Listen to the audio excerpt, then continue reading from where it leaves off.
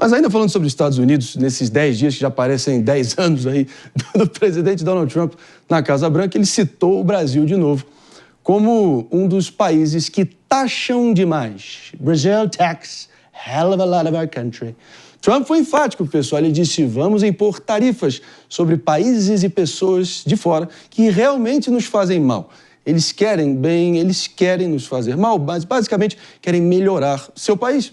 Olha o que os outros fazem. A China é uma grande criadora de tarifas, assim como a Índia, assim como o Brasil e tantos outros países. E não vamos deixar que isso continue, porque vamos colocar America First. America First, sempre colocar a América em primeiro lugar. Bom, Trump segue aí firme e forte, não abandonou o discurso aí que o fez reingressar à Casa Branca. Queria ouvir vocês aqui também. Afinal de contas, Mano Feira, o Brasil taxa demais ou não? Muito. O Brasil é o 10º país que mais taxa no mundo, segundo a OMC, a Organização Mundial do Comércio. Para você ter ideia, os países que taxam mais do que o Brasil são Argélia, Butão, Camarões, Comores, Gabão, Irã, Venezuela, Zimbábue e, em 2020, a Argentina. Acredito que, depois do Milei, a Argentina deixe de integrar esse grupo. Então, assim, de fato, nós somos um país extremamente fechado para o comércio internacional. Galera boa essa, hein? E isso, veja nossas companhias.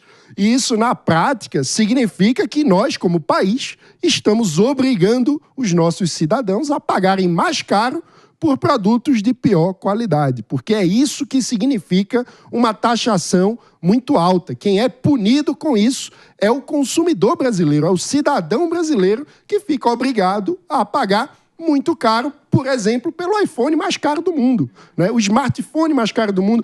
Isso tem um impacto exponencial na nossa produtividade, porque quando a gente está falando sobre a dificuldade de importação, a gente está falando também sobre a dificuldade de incorporação de tecnologia. Estávamos falando agora há pouco sobre essa questão da inteligência artificial nos Estados Unidos, na China.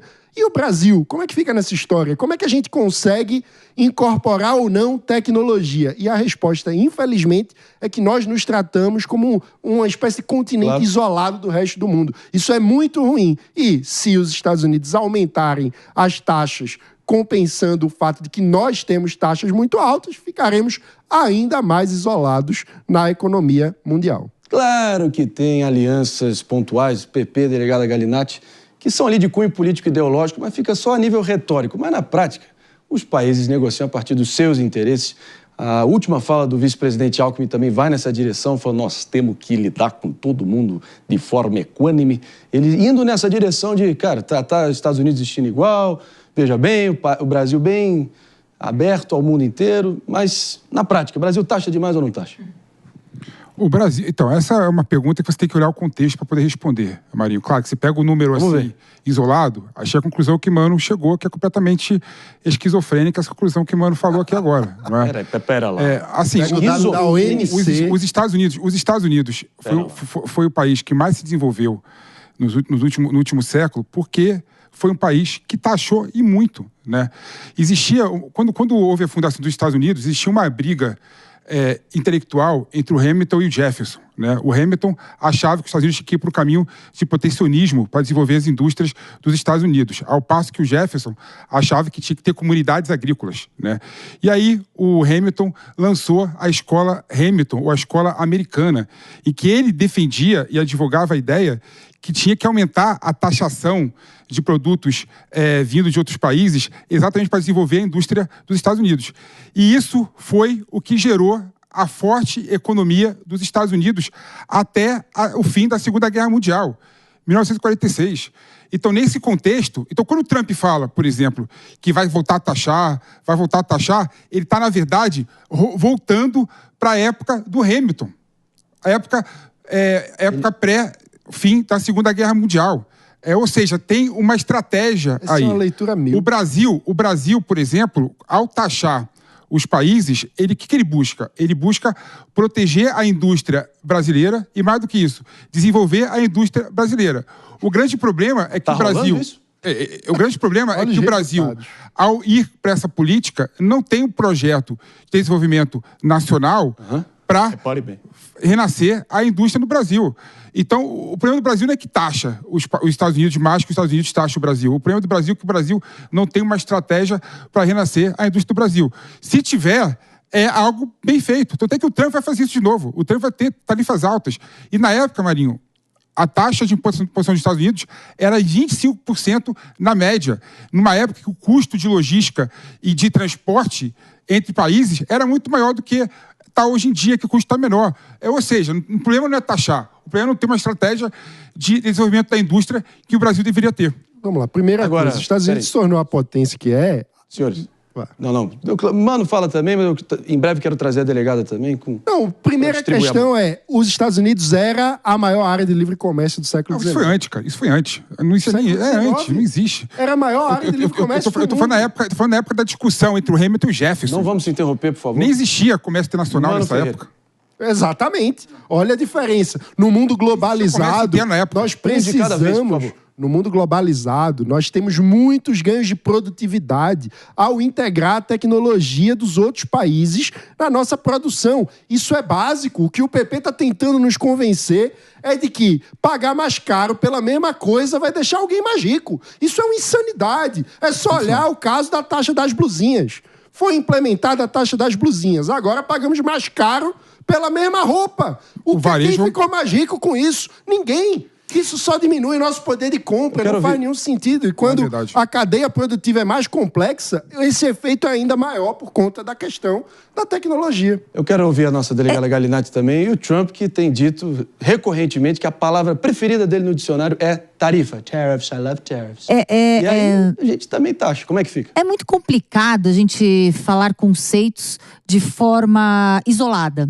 Quando a gente demoniza a taxação, obviamente a gente tem um parâmetro nacional, em que o serviço público é péssimo, que tem uma insuficiência na entrega da saúde, da educação, da segurança pública, que está calamitosa, que está uma catástrofe, que a gente não vê investimentos do nosso dinheiro taxado alto.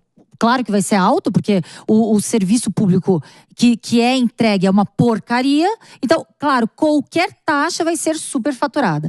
Agora, se a gente fizer um paralelo, por exemplo, com a Suécia, que é um dos países que mais taxam no mundo, o salário lá é quase 60% entregue ao governo. E, por curiosidade, é o país, em uma matéria agora, final de maio, é o país escolhido para os super ricos bilionários viverem a Suécia. Então, quando a gente faz um comparativo, é porque a Suécia entrega um transporte público adequado, a Suécia entrega uma educação adequada. Então, claro que ali a taxa vai ser irrisória e os super ricos preferem morar na Suécia, em que a segurança... Até desativaram cadeias na Suécia. Então, é algo que, assim, é muito relativo. Agora, a questão, claro, tá posto aqui, sim, taxamos demais, mas os impostos são a consequência. Para onde vai o dinheiro dessas taxas? Os super salários dos marajás aí, abocanhando o dinheiro, o sustento sofrido ali, suado de todos os pensionistas, como a própria delegada acabou de mencionar. É para onde é que vai o judiciário mais caro do planeta? Essa má alocação de recursos aqui, que é uma praga do Brasil há muito tempo, né? E isso não dá para a gente discordar. Ou não, PP. Ou não, PP. Mano, quando você pega a carga tributária do Brasil, a carga tributária do Brasil não é maior do que os outros países do mundo. Que absurdo, Pelo contrário. Isso é questão factual. Só você pegar e ver aí. Pegue. O Brasil é 35% a carga tributária, os países emergentes é 23%. Mas quer comparar com o Brasil emergente ou quer comparar com o país desenvolvido? Não, tem que comparar com quem tem a renda semelhante à nossa. Marinho, desculpa, mano. Eu tô querendo que o Brasil seja a França. Que o Brasil seja a Suécia. Eu quero que o Brasil seja a Dinamarca. Eu não quero que o Brasil seja a Venezuela. Desculpa. E se você comparar com o Chile, é parecido também. Comparar a carga tributária. O morador de rua você tá errado. O executivo da Faria Lima. Você tá errado. E assim, e o Brasil tem um ponto que outros países não têm, que o Brasil tem universalidade do serviço público de saúde e universalidade do serviço público de educação. Isso é muito. Claro, eu não estou aqui falando que o SUS tem qualidade ideal e nem que a educação do Brasil tem qualidade ideal. Mas o primeiro passo é você universalizar e depois você busca a qualidade. E se você quiser ter a qualidade da educação da França tem que investir igual a França na educação, Sim. que é muito mais que o Brasil. Ou seja, então esse argumento que o Mano coloca aqui, que o Brasil taxa pouco e a sociedade recebe pouco, é balela, conversinha fiada, conversinha para boi dormir, que não sustenta numa análise verídica e clara dos fatos. O fato é o seguinte, meu amigo e minha amiga que está nos ouvindo e nos assistindo, você se sente taxado de mais ou de menos? Você sente que os impostos arrecadados a partir dessa taxação são bem alocados e chegam até vocês na figura de serviços bem otimizados e de qualidade? Eu acho que não.